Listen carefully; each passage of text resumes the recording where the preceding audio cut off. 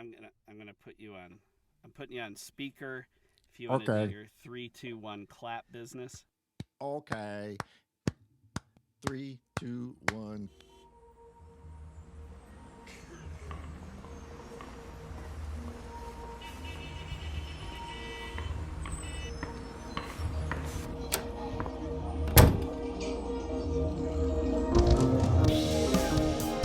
Welcome to Two Designers Walk Into a Bar.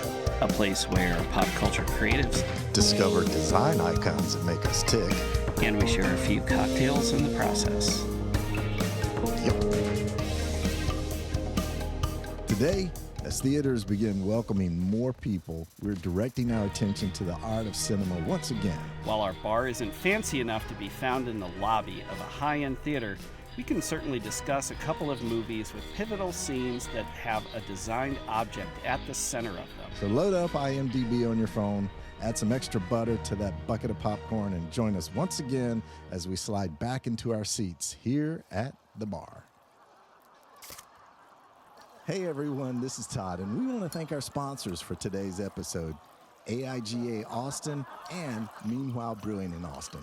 Hey everyone, this is Elliot, and we just want to say these guys have been great, and they are going to help us do a combination, wouldn't you say, Todd? It's sort of a hybrid online and in-person event, but it is going to be hosted in a bar. Yep, laid back atmosphere and bringing some podcast love to the Austin AIGA chapter in Meanwhile Brewing. We couldn't be happier. So guys, take a look at our social media channels, take a look at AIGA Austin's social media channels, and we will have all the links so that you can sign up and be part of our fun in-bar or drinking at home or drinking wherever you may happen to be listening to this podcast kind of experience.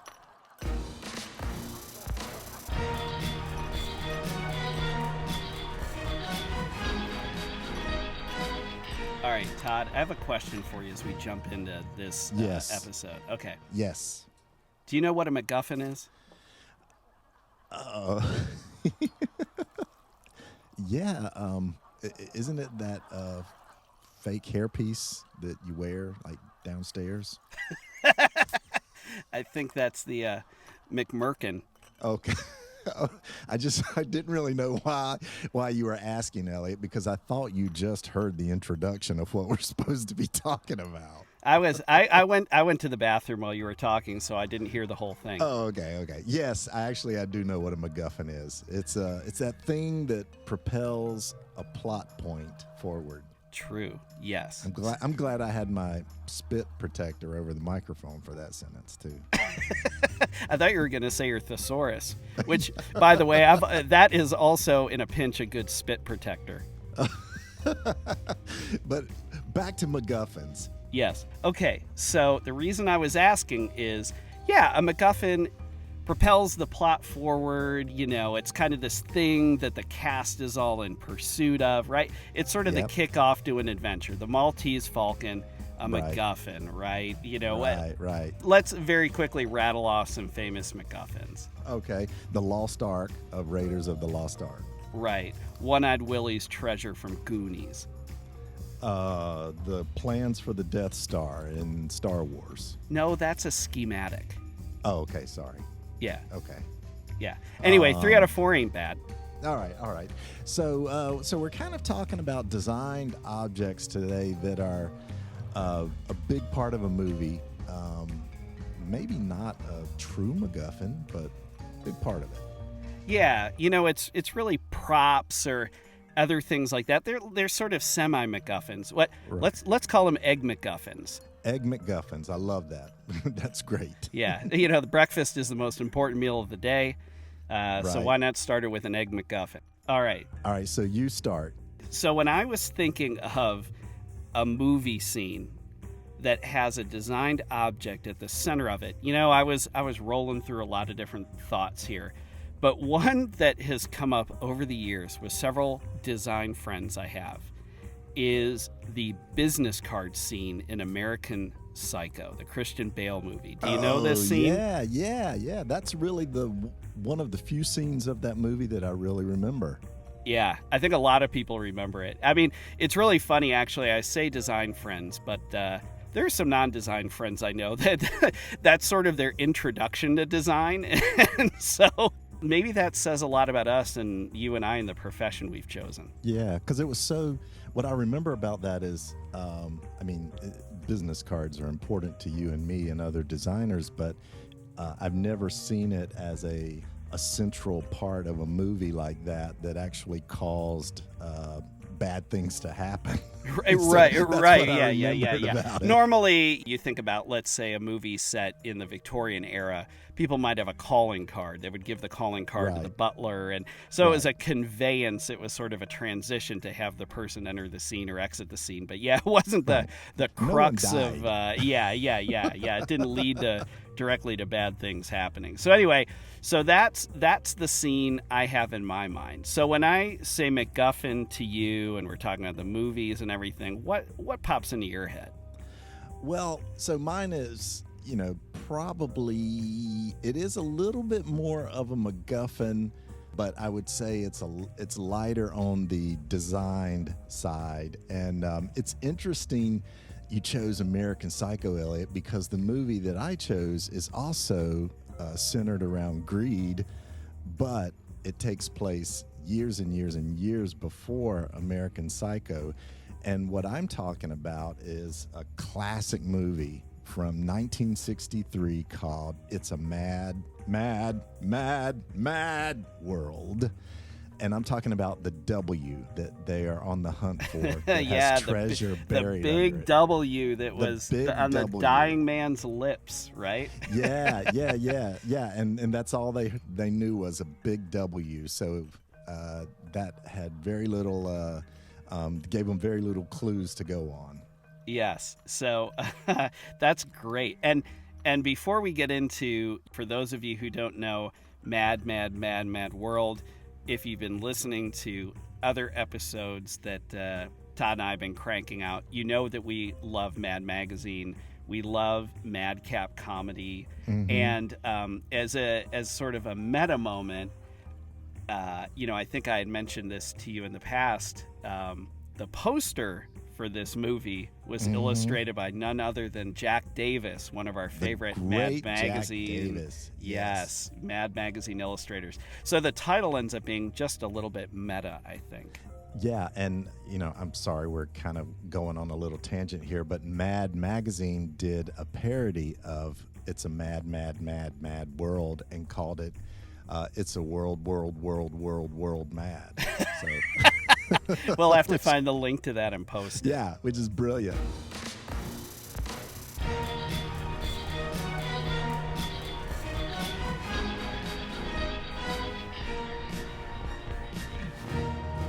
Okay, let's go back to the Greed and Greed is Good 80s and hear about how this scene in American Psycho plays out and how a business card is at the center of it, Elliot.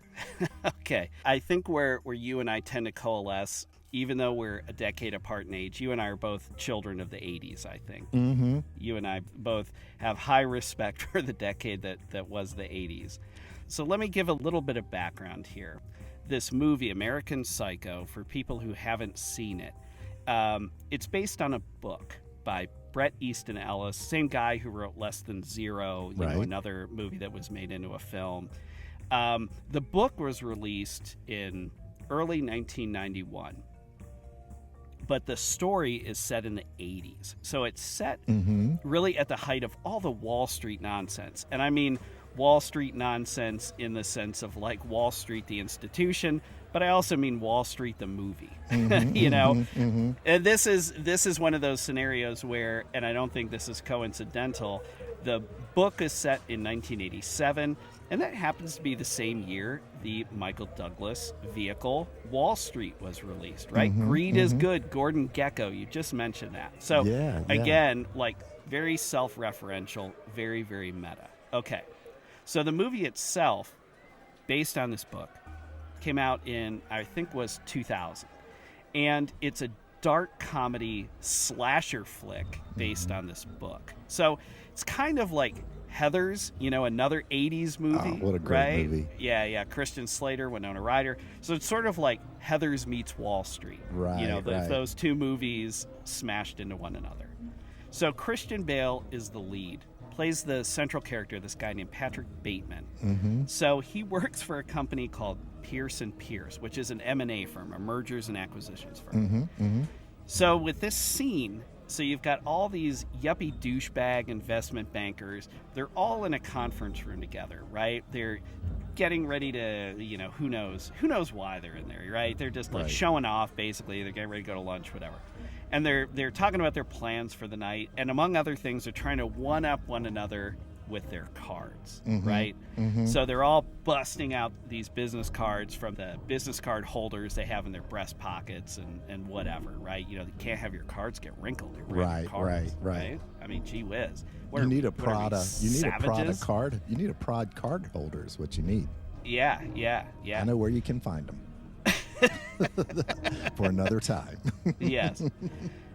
Okay, so these guys, again, these are investment bankers, right? These are not designers. These are not printers. They have unless they've But aren't they sort of obsessing over the card, the paperweight and the fonts and stuff like that? They see their cards very much as an extension of themselves. Right. So they're peacocking. They have their Valentino suits, they have their haircuts, they have their this, their that. So they're talking about how they get reservations at the best restaurants in Manhattan and all this sort of stuff, right? So while they're doing this, they're producing these business cards. So, yeah, they start putting their cards out and comparing them to one another. I think there's probably some sort of phallic undercurrent here we can make about organ size, right, masculinity and so forth. They're discussing paperweights, colors, thicknesses. Bateman, when he produces his card, he thinks he's hot shit because his card is letterpress printed, right? Boom, take that.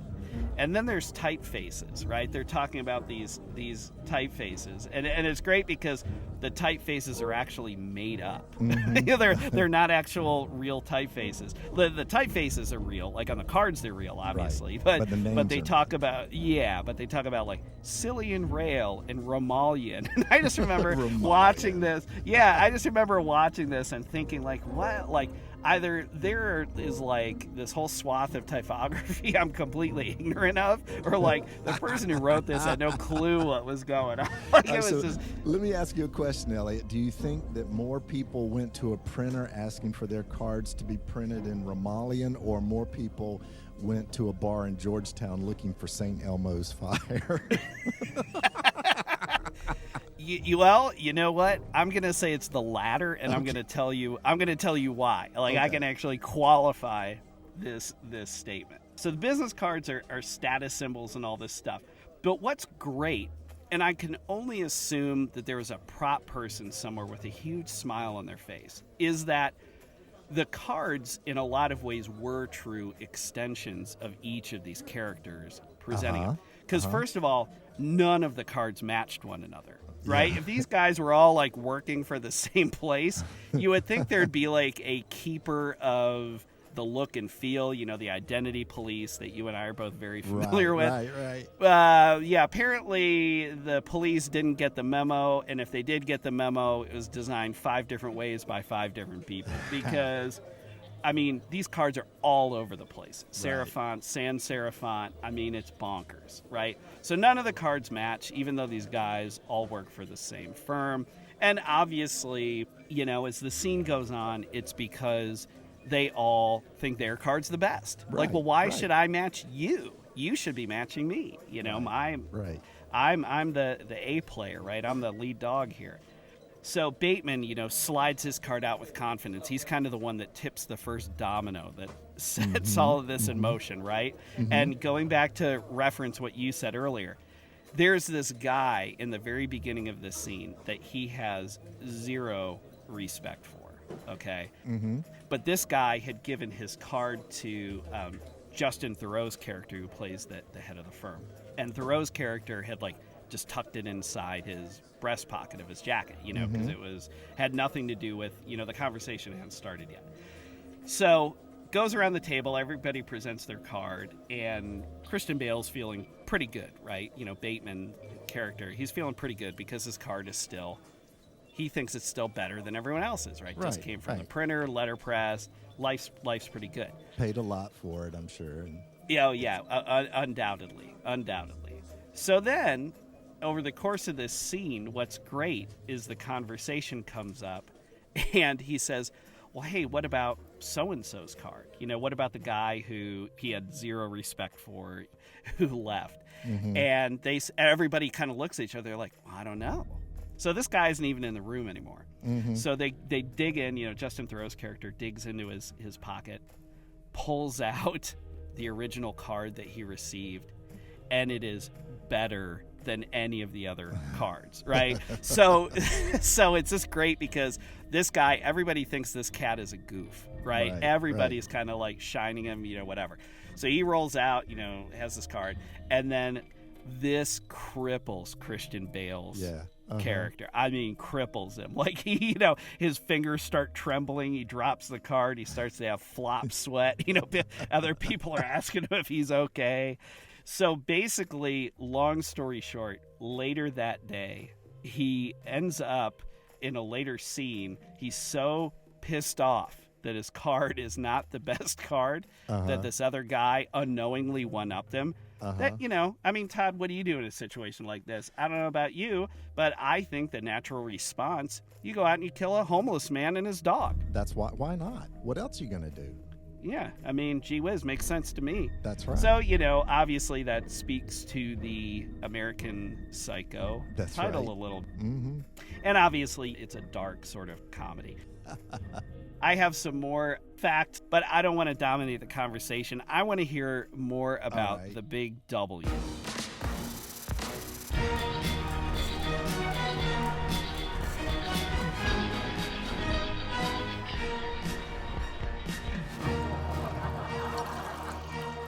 Speaking of movies, I don't want to have to make a scene here in the bar just to get a refill.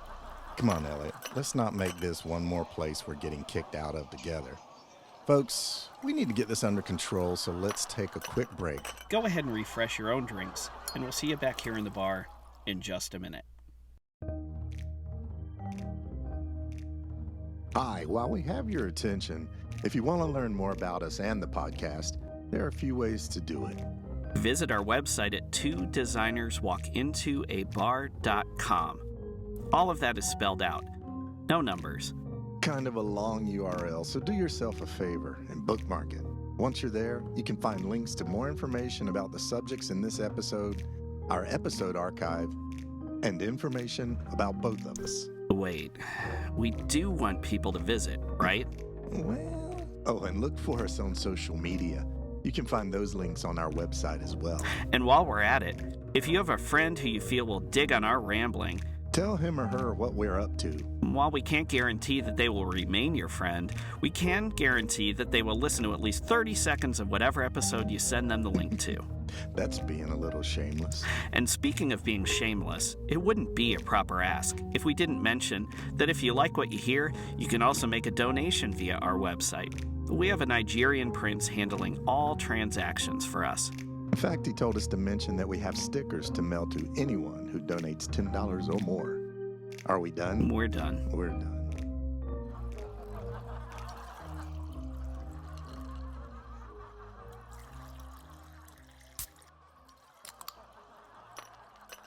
Let's see if we can connect these seemingly disparate movies and designed objects as centerpieces of movies. So, as I said, the movie that I first thought of is from 1963, and it had been years and years and years and years since I had seen it. So I went back and rewatched it recently, and it is, you used the term madcap comedy earlier. It is the maddest of caps. It is truly like a exhausting. live-action Mad Magazine. Oh, yeah, there is so much going on. It's amazing. It is exhausting. But the thing, so a little bit about the movie for people who haven't seen it. And again, came out in 1963. and it is essentially a road race. But it's what happens, and I'm not giving anything away because this happens in the first 2 minutes of the movie. A car goes over a cliff in mountainous region of Southern California, and people who were driving along that this car had passed, they witnessed this. They all stopped to pull over to see what happened to the guy. So they go down into the valley where the car went over, and the guy is laying there. He's still alive, but just barely. And this is where you know that it's going to be madcap, because he tells them that he wants them to search for this money that is rightfully his. And it's $350,000, and that today would have been $2.8 million. So, a decent chunk of change. And he keeps saying that it's supposedly it's buried under a big W. Now, the guy who is dying, who had essentially stolen this money and hidden it and then gone to prison, and now he's out of prison and then crashes, is Jimmy Durante, the famous entertainer. And it just sets up that there will be cameos by everybody in this movie. So think about these 5 very different types of people, these eccentric characters that just meet out of nowhere on a road and are all told at the same time that they should find a way to get this money and split it, essentially. Long story short, they argue and they can't. So one common thing that I've seen already about both of our subjects, my movie is also about greed. It was produced and directed by Stanley Kramer, who was known to take on kind of social, societal challenges and social messages. He also did The Defiant Ones and Guess Who's Coming to Dinner and Cane Mutiny. So all madcap comedies themselves. All madcap comedies. Yeah, that's what was so odd about It's a Mad, Mad, Mad World, is that, this one is not like the others. And as I said, what makes this is this all-star ensemble of that era's most prominent comedians. So I'm telling you, we could not assemble this level of talent in a movie today. Let me read off just a few of the folks.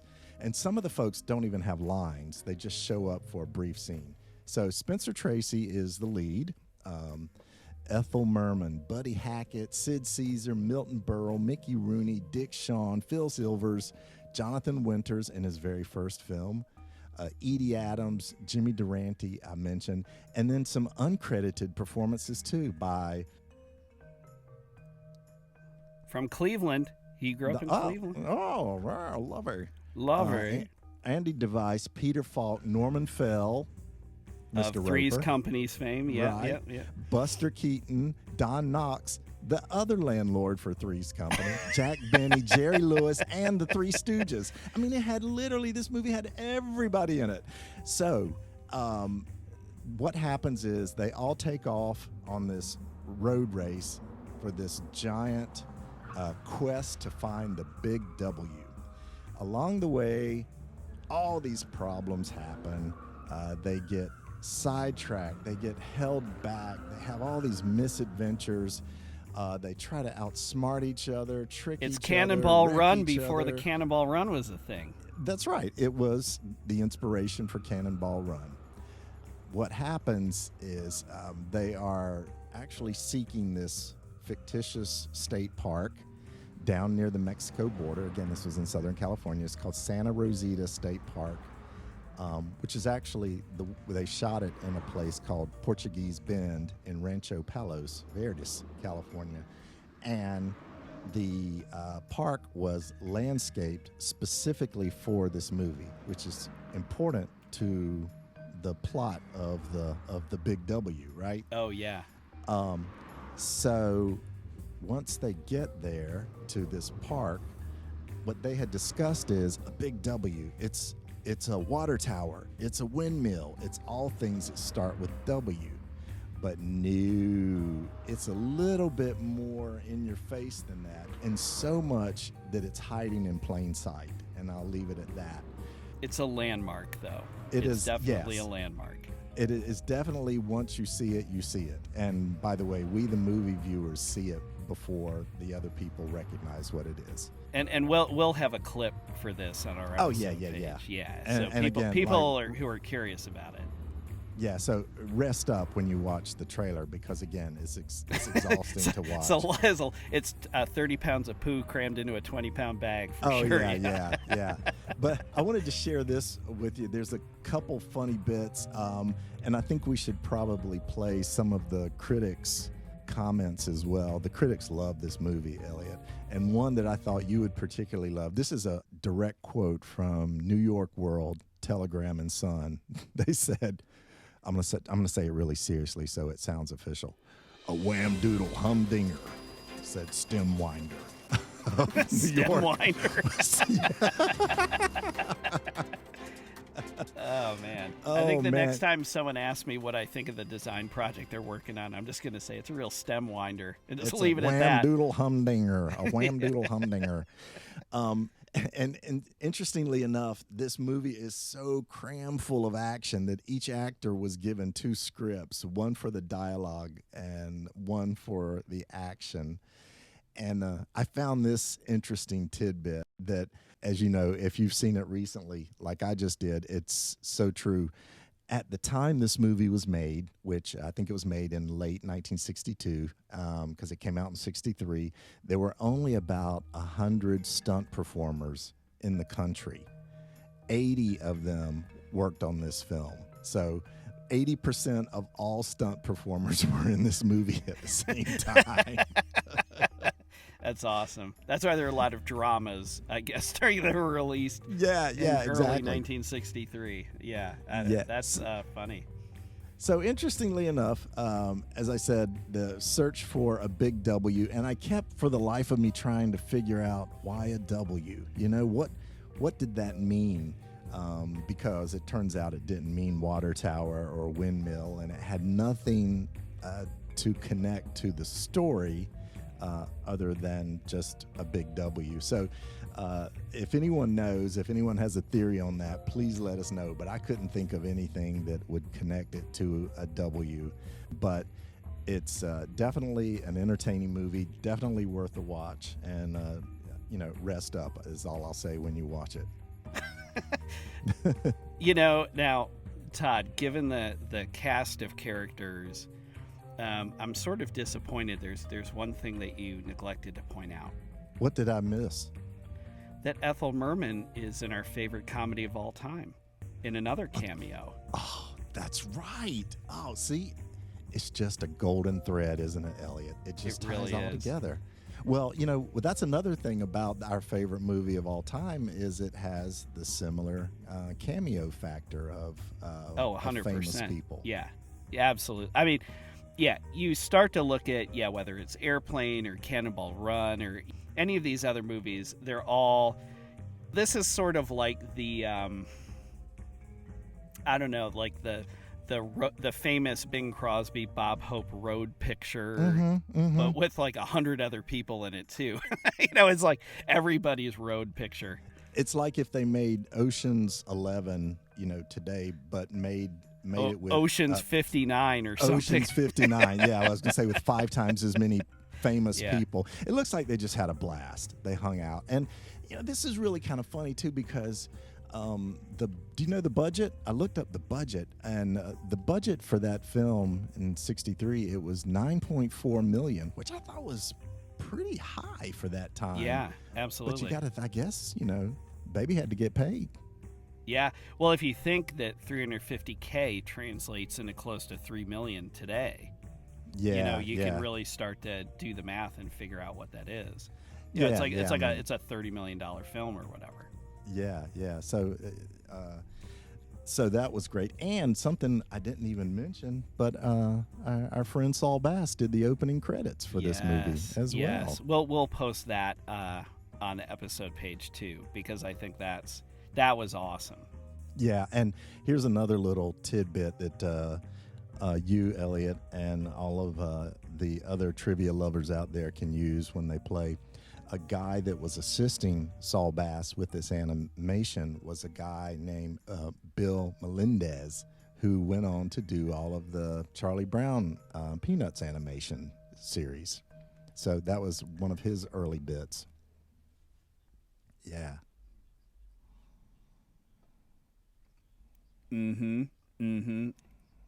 That's right. That's right. I love that. I mean, it's always amazing how we're all sort of standing on the shoulders of giants. You know what I mean?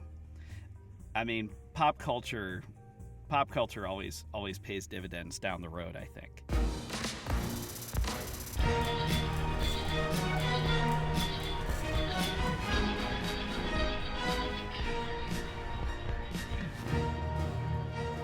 So, back to American Psycho. Yeah, You speaking said you of had a few dividends, bits there. yes. Okay, so let's cash our chips in here. How many awful financial puns can we come up with? Okay, so business cards as status symbols, and the business cards represented each of the characters. We were talking about that. Okay, so I want to circle back around because there is another rogue card that appears later in the movie. Okay. Uh-huh. All right. So there's a character that Christian Bale's character approaches this guy in the bathroom, and with the intent on killing him. But the guy, as it turns out, has the hots for Christian Bale, and so Christian Bale, ends up not killing him. So when you see this character's card, his card appears later in the movie, but it's printed with green ink and gold foil. It has this very florid, flamboyant typeface compared to the others. So again, the thinking is, I think, in a veiled way, it's kind of this nod to him, being gay.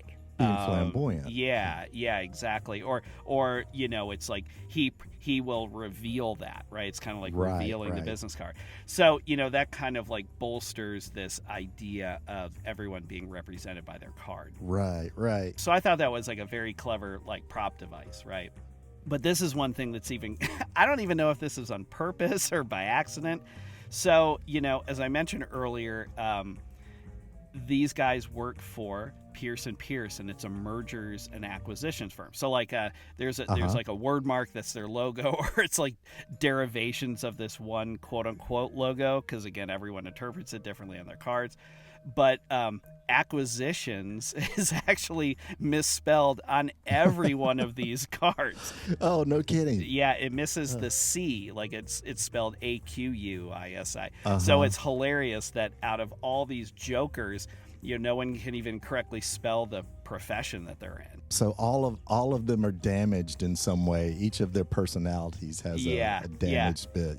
Yeah, and it's really great. Bateman's card, like if you actually go back and look at this, so this is Christian Bale's card that he's so proud of. Right. There's also another typo. So there's actually a space missing between the company is Pierce ampersand Pierce, and on his card there's a space missing between the ampersand and the second Pierce. So like, not only is there a misspelling in the business name, but then they didn't even get the spacing right. Like, it's really great. So the thinking is there's like a great theory online about this, that the card is actually brilliant in that it presents on its surface as being very clean and very like upstanding, kind of like the character. But the longer, and it's also like the trim on it is off, so like the margins, like everything is quote unquote off center. So the more you look at this card, the more you're like, man, this stuff just really doesn't add up. Something's not right. Yeah, like there's all these little details that start to manifest themselves. So again, that's a nod to this guy presents himself very well at first, but the more you live with him, the more you're like, there's like a lot of little weird things that are happening so here. It was like, it's about the flash of the first impression, but when it gets to the substance of quality or something like that, it's just not there. Yeah, it falls apart, right? Yeah. Okay, so I want to also return to something else that I mentioned earlier, which is Remember how you asked, I wonder what if people are going to look for St. Elmo's Fire if they're ordering this card, etc. Right. Okay, Right. okay.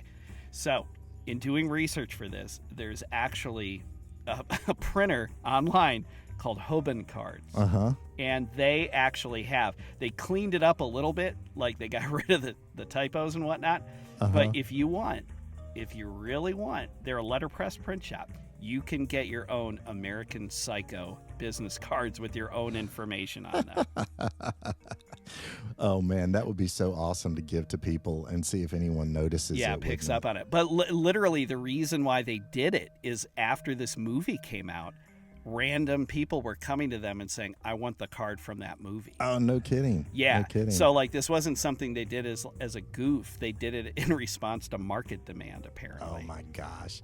Well, you know what? I just thought of another similarity between our two movies. While they are not, one is a dark comedy and one is very much a very light, colorful comedy. Yes. And both are about greed, as we said.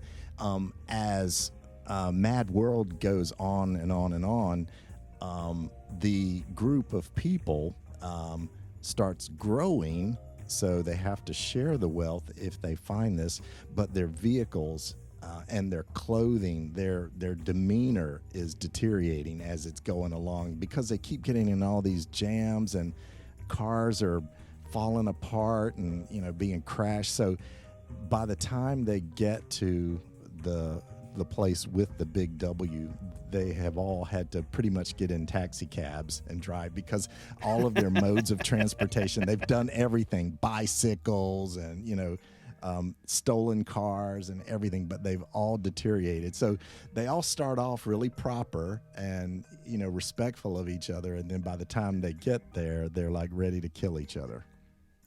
Yeah. I mean, it's sort of this base level behavior, right? The facade gets pulled away, and this is what's left. Yeah, I guess greed does make people act strangely and not really look at their proofs on their business cards, right? And Todd, I would say you and I are greedy as well, but only to the degree that we appreciate it when other people buy us drinks. Exactly. And you know what? I'm kind of in the mood for that right now. What say you? I would love that. So yeah, if you want to buy me a drink, I'm game. All right. So let's head over to the bar. Until next time. All right, man. See ya.